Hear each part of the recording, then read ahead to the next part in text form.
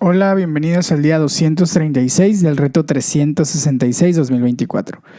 El devocional de hoy se llama Confía en que Dios lo hará a su manera. A veces desearía haber mantenido un diario con constancia. Al menos estoy contento de haber registrado algunas de mis oraciones. Junto con las palabras del pasaje de hoy, no sabemos qué hacer. En ti hemos puesto nuestra esperanza. He anotado algunos de los que parecían problemas insuperables y también situaciones a las que me he tenido que enfrentar a lo largo de los años. Es sorprendente y maravilloso ver y tener un registro de cómo Dios nos ha librado de tantas de ellas, en su propio tiempo y a su manera. Recordad la capacidad que tiene Dios de liberarnos. Incrementa tu fe en que pueda hacerlo de nuevo. Dios es verdaderamente poderoso. En realidad, Dios es todopoderoso, omnipotente. Puedes confiar en Él. Salmos 102, del 12 al 17. Vamos a leerlo. Pero tú, Señor, reinas eternamente. Tu nombre perdura por todas las generaciones. Te levantarás y tendrás piedad de Sión, pues ya es tiempo de que la compadezcas. Ha llegado el momento señalado. Tus siervos sienten cariño por sus ruinas, los mueven a compasión sus escombros. Las naciones temerán el nombre del Señor, todos los reyes de la tierra reconocerán tu gloria, porque el Señor reconstruirá a Sión y se manifestará en su gloria. Atenderá a la oración de los desamparados y no despreciará sus ruegos.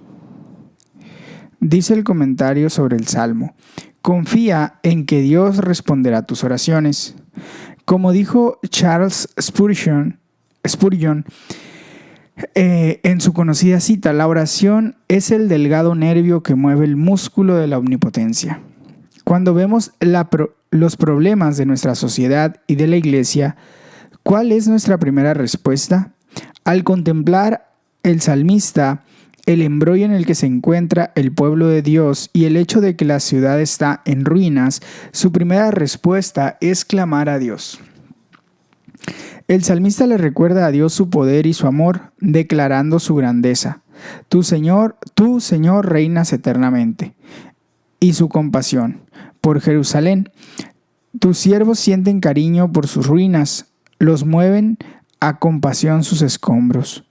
Cuando miro nuestra nación hoy en día, veo que gran parte de la iglesia está en ruinas. Dios tiene el poder de reconstruir a su pueblo en esta tierra. Puedes estar seguro del poder de Dios a la hora de responder a tus oraciones. No es que puedas controlar el poder de Dios con tus oraciones, sino que Dios...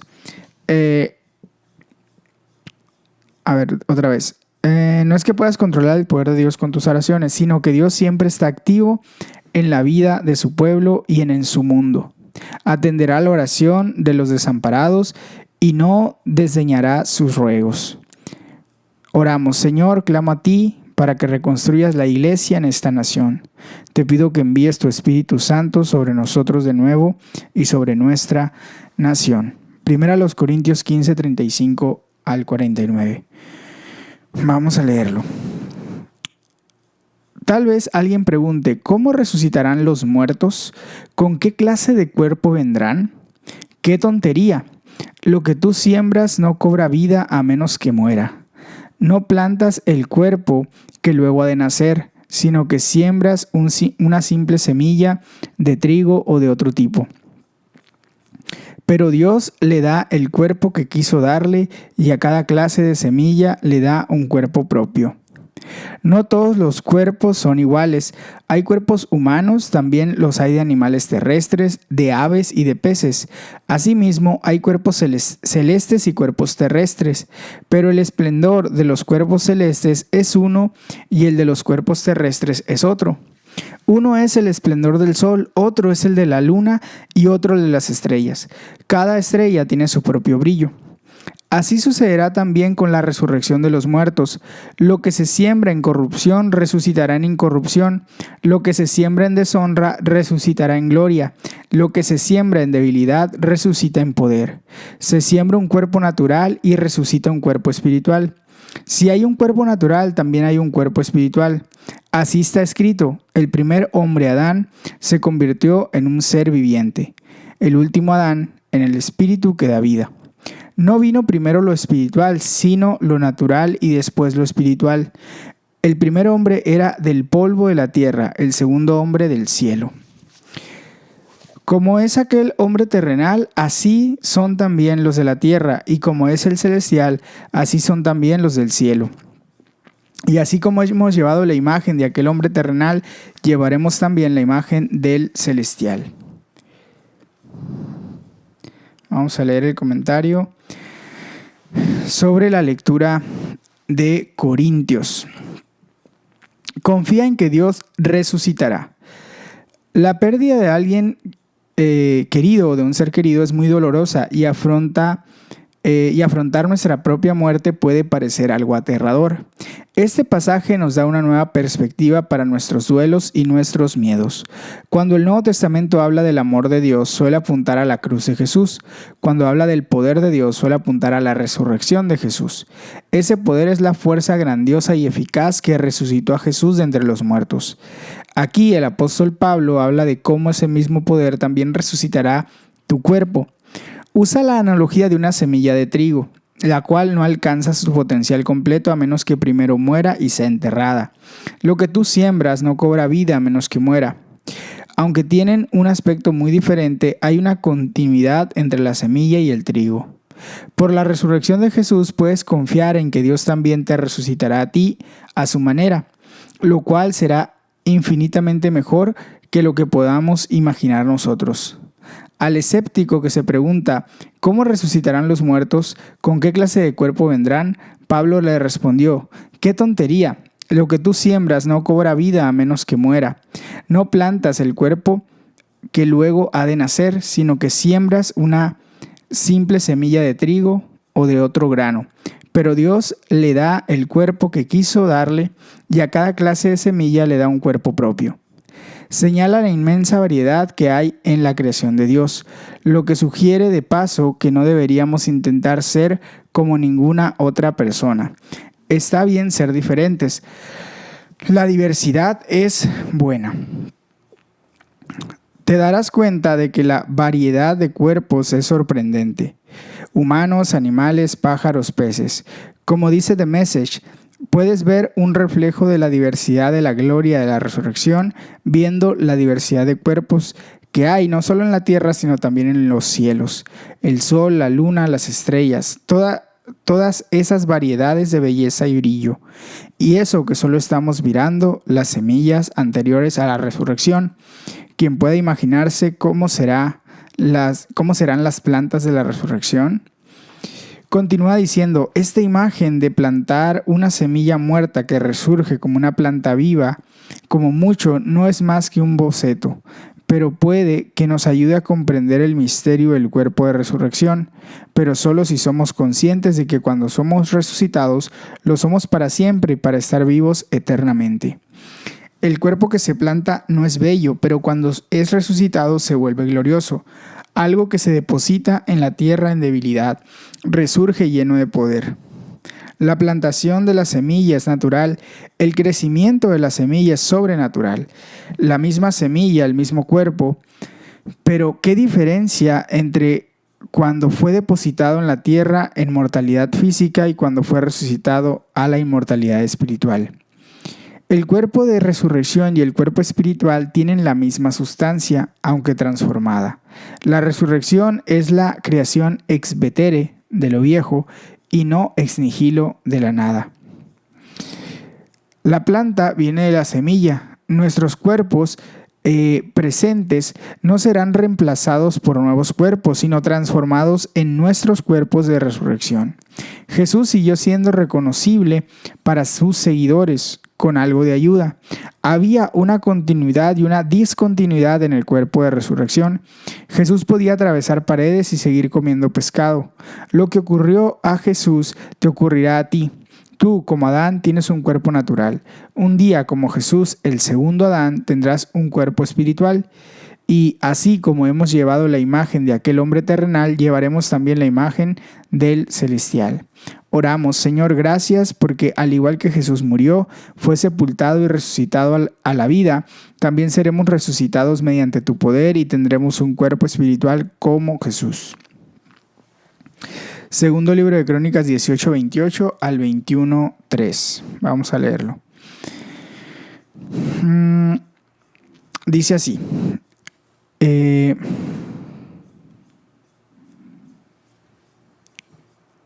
Crónicas 18, ok. El rey de Israel y Josafat, rey de Judá, marcharon juntos contra Ramot de Galaad. Allí el rey de Israel dijo a Josafat: yo entraré a la batalla disfrazado, pero tú te pondrás tu traje real.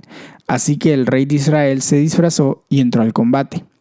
Pero el rey de Aram había ordenado a sus comandantes de los carros de combate: no luchen contra nadie, grande o pequeño, salvo contra el rey de Israel. Cuando los comandantes de los carros vieron a Josafat, pensaron: este es el rey de Israel. Así que se volvieron para atacarlo. Pero Josafat gritó, y Dios el Señor lo ayudó, haciendo que se apartaran de él.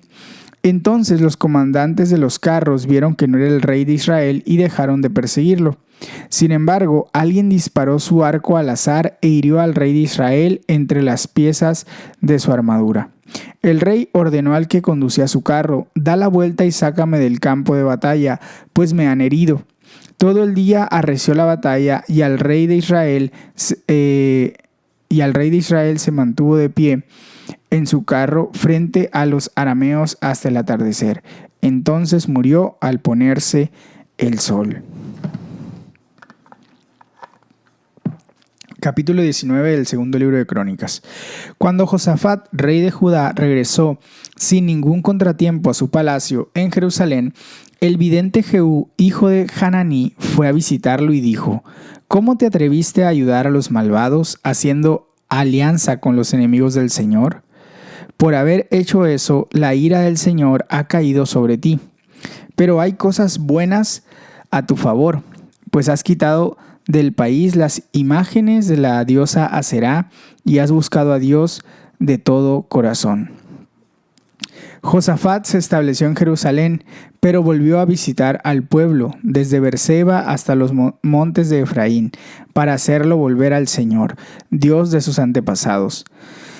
En cada una de las ciudades fortificadas de Judá nombró jueces y les advirtió: tengan mucho cuidado con lo que hacen, pues su autoridad no proviene de un hombre sino del Señor, que estará con ustedes cuando impartan justicia. Por eso teman al Señor y tengan cuidado con lo que hacen, porque el Señor nuestro Dios no admite la injusticia, ni la parcialidad, ni el soborno. En Jerusalén, Josafat designó también a levitas, sacerdotes y jefes de las familias patriarcales de Israel, para que administraran las leyes del Señor y resolvieran pleitos. Estos vivían en Jerusalén. Josafat les ordenó: ustedes actuarán con fidelidad e integridad bajo el temor del Señor. Cuando sus compatriotas vengan de las ciudades y sometan al juicio de ustedes casos de violencia o algún otro asunto concerniente a la ley, los mandamientos, los estatutos y ordenanzas, ustedes les advertirán que no pequen contra el Señor, para que su ira no caiga sobre ustedes y sobre ellos. Si así lo hacen, no serán culpables. El sumo sacerdote Amarías los orientará en todo asunto de carácter religioso, mientras que Zebadías, hijo de Ismael, que es el jefe de la tribu de Judá, lo hará en todo asunto de carácter civil. También los levitas servirán como oficiales ante ustedes. Anímense y manos a la obra. El Señor estará con los que actúen bien. Capítulo 20 del libro segundo de Crónicas. Después de esto, los moabitas, los amonitas y algunos de los meunitas le declararon la guerra a Josafat, y alguien fue a informarle: del otro lado del mar Muerto y de Edom viene contra ti una gran multitud. Ahora están en Hasezón Tamar, es decir, en Engadi. Atemorizado, Josafat decidió consultar al Señor y proclamó un ayuno en todo Judá. Los habitantes de todas las ciudades de Judá llegaron para pedir juntos la ayuda del Señor. En el templo del Señor, frente al atrio nuevo, Josafat se puso de pie ante la asamblea de Judá y de Jerusalén y dijo: Señor, Dios de nuestros antepasados, ¿no eres tú el Dios del cielo y el que gobierna a todas las naciones? ¿Es tal tu fuerza y tu poder que no hay quien pueda resistirte? ¿No fuiste tú, Dios nuestro, quien a los ojos de tu pueblo Israel expulsó a los habitantes de esta tierra? ¿Y no fuiste tú quien les dio para siempre esta tierra a los descendientes de tu amigo Abraham? Ellos lo habitaron y construyeron un santuario en honor de tu nombre, diciendo: cuando nos sobrevenga una calamidad o un castigo por medio de la espada, o la plaga o el hambre, si nos congregamos ante ti en este templo que lleva tu nombre y clamamos a ti en medio de nuestra aflicción, tú nos escucharás y nos salvarás. Cuando Israel salió de Egipto, tú no le permitiste que invadiera a los amonitas, ni a los moabitas, ni a los del monte de Seir, sino que los enviaste por otro camino para que no destruyera a esas naciones. Mira cómo nos pagan ahora, viniendo a arrojarnos de la tierra que tú nos diste como herencia. Dios nuestro, ¿acaso vas a dictar sentencia contra ellos? Nosotros no podemos oponernos a esa gran multitud que viene a atacarnos. No sabemos qué hacer, pero en ti hemos puesto nuestra esperanza. Todos los hombres de Judá estaban de pie delante del Señor, junto con sus mujeres y sus hijos, aun los más pequeños. Entonces el Espíritu del Señor vino sobre Jaasiel, hijo de Zacarías, y descendiente en línea directa de Benaías, Jehiel y Matanías. Este último era un levita de los hijos de Asaf, que se encontraba en la asamblea. Y dijo Jaasiel: escuchen, habitantes de Judá y de Jerusalén, y escuche también usted, rey Josafat. Así dice el Señor: no tengan miedo ni se acobarden cuando vean ese gran ejército, porque la batalla no es de ustedes, sino mía. Mañana, cuando ellos suban por la cuesta de Cis, ustedes saldrán contra ellos y los encontrarán junto al arroyo, frente al desierto de Jeruel. Pero ustedes no tendrán que intervenir en esta batalla. Simplemente quédense quietos en sus puestos para que vean la salvación que el Señor les dará. Habitantes de Judá y de Jerusalén, no tengan miedo ni se acobarden. Salgan mañana contra ellos, porque el Señor estará con ustedes. Josafat y todos los habitantes de Judá y de Jerusalén se postraron rostro en tierra y adoraron al Señor. Los levitas de los hijos de Coat y de Coré se pusieron de pie para alabar al Señor, Dios de Israel, a voz en cuello. Al día siguiente madrugaron y fueron al desierto de Tecoa. Mientras avanzaban, Josafat se detuvo y dijo: habitantes de Judá y de Jerusalén, escúchenme. Confíen en el Señor su Dios y estarán seguros. Confíen en sus profetas y tendrán éxito. Después de consultar con el pueblo, Josafat designó a los que irían al frente del ejército para cantar al Señor y alabar la hermosura de su santidad con el cántico. Den gracias al Señor, pues su gran amor perdura para siempre. Tan pronto como empezaron a entonar este cántico de alabanza, el Señor puso emboscadas contra los amonitas, los moabitas y los del monte de Seir, que habían venido contra Judá, y los derrotó. De hecho, los amonitas y los moabitas atacaron a los habitantes de los montes de Seir y los mataron hasta aniquilarlos. Luego de exterminar a los habitantes de Seir, ellos mismos se atacaron y se mataron unos a otros. Cuando los hombres de Judá llegaron a la torre del desierto para ver al gran ejército enemigo, no vieron sino los cadáveres que yacían en tierra. Ninguno había escapado con vida. Entonces Josafat y su gente fueron para apoderarse del botín. Entre los cadáveres encontraron muchas riquezas, vestidos y joyas preciosas. Cada uno se apoderó de todo lo que quiso hasta más no poder. Era tanto el botín que tardaron 3 días en recogerlo. El cuarto día se congregaron en el valle de Beracá y alabaron al Señor. Por eso llamaron a ese lugar el valle de Beracá, nombre con el que hasta hoy se le conoce. Más tarde, todos los de Judá y Jerusalén, con Josafat a la cabeza, regresaron a Jerusalén llenos de alegría, porque el Señor los había librado de sus enemigos. Al llegar a Jerusalén, fueron al templo del Señor al son de liras, arpas y trompetas. Al oír las naciones de la tierra cómo el Señor había peleado contra los enemigos de Israel, el temor de Dios se apoderó de ellos. Por lo tanto, el reinado de Josafat disfrutó de tranquilidad y Dios le dio paz por todas partes. Josafat tenía 35 años cuando comenzó a reinar en Judá y reinó en Jerusalén 25 años.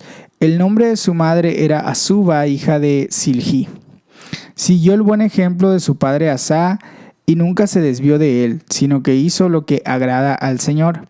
Sin embargo, no se quitaron los altares paganos, pues el pueblo aún no se había consagrado al Dios de sus antepasados. Los demás acontecimientos del reinado de Josafat, desde el primero hasta el último,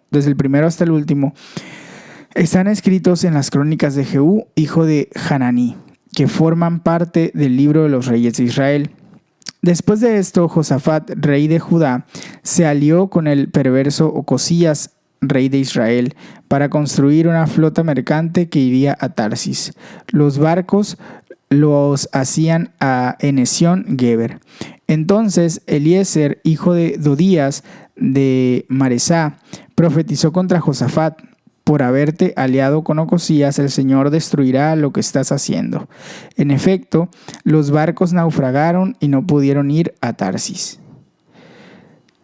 Segundo libro de Crónicas, capítulo 21. Josafat murió y fue sepultado con sus antepasados en la ciudad de David. Su hijo Jorán lo sucedió en el trono. Sus hermanos eran Azarías, Jehiel, Zacarías, Azarías, Micael y Cefatías. Todos estos fueron hijos de Josafat, rey de Israel. Su padre les había regalado plata, oro y objetos de valor en abundancia. También les entregó ciudades fortificadas en Judá. Pero el reino se lo dio a Jorán porque era el hijo mayor. Vamos a leer el comentario de esta tercera lectura. Dice así: confía en que Dios librará tus batallas. ¿A qué batallas te enfrentas en tu vida? Josafat tenía sus batallas contra varios hitas, moabitas, amonitas y meunitas. Pero como dice Joyce Meyer, con nosotros están los miedoitas, enfermedaditas, pobrezaitas, malmatrimonitas, estresitas, vecinos fastidioitas, inseguridaditas, rechazadaitas, y la lista sigue. Cuando combatió contra el rey de Aram, Josafat gritó y Dios, el Señor, lo ayudó. En esto vemos la providencia y la soberanía de Dios. Dios permitió que una flecha perdida matara al rey de Israel, pero protegió a Josafat, quien clamó a Dios. Josafat hizo volver al pueblo al Señor, nombró jueces y los llamó a evitar la injusticia, la parcialidad o los sobornos. Qué diferente sería el mundo de hoy si todos los jueces fueran así. A pesar del hecho de que Josafat siguió al Señor, continuó afrontando batallas. Que en este momento de tu vida tengas que enfrentar batallas no significa que hayas hecho nada malo. A veces has de enfrentar a las batallas no porque estés haciendo algo malo, sino por el contrario, porque estés haciendo las cosas bien. Un vasto ejército vino contra Josafat y él proclamó que toda la nación ayunara y convocó junto con el ayuno, un encuentro de oración masivo mediante encuentros regionales. Oró a Dios reconociendo su poder. Es tal tu fuerza y tu poder que no hay quien pueda resistirte, dijo. Reconoció que no podemos oponernos a esa gran multitud que viene a atacarnos. No sabemos qué hacer. En ti hemos puesto nuestra esperanza. Dios respondió mediante las palabras de un profeta. El Espíritu de Dios vino sobre él cuando esperaban en Dios. Dijo: no tengan miedo ni se acobarden cuando vean ese gran ejército, porque la batalla no es de ustedes, sino mía. Pues ustedes no tendrán que intervenir en esta batalla, simplemente quédense quietos en sus puestos para que vean la salvación que el Señor les dará. Salgan mañana contra ellos, porque yo, el Señor, estaré con ustedes. Josafat se postró ante el Señor. Se pusieron de pie para alabar al Señor a voz en cuello. Le dijo al pueblo en un mensaje que viene a resumir todo el libro de Crónicas: confíen en el Señor y serán librados. Confíen en sus profetas y tendrán éxito. Empezaron a alabar al Señor cantando: y den gracias al Señor, su gran amor perdura para siempre. La alabanza es un arma. Al alabar, el Señor los libró. Aquí oramos: Señor, hoy te confío todas las batallas a las que me enfrente. No sé qué hacer, pero mis ojos están puestos en ti. Pipa añade sobre 1 Corintios 15:42: así sucederá también con la resurrección de los muertos. Lo que se siembra en corrupción resucitará en incorrupción. Dice Pipa, es emocionante, algo que aguardar expectantes. Muy bien, hasta aquí llega el devocional de hoy. Espero que esta palabra sea de bendición para tu vida. Recuerda que puedes compartir este devocional con alguien que le sea de bendición, y también puedes tomar un tiempo para orar y meditar de manera personal. Que Dios te bendiga, que tengas excelente día. Hasta mañana.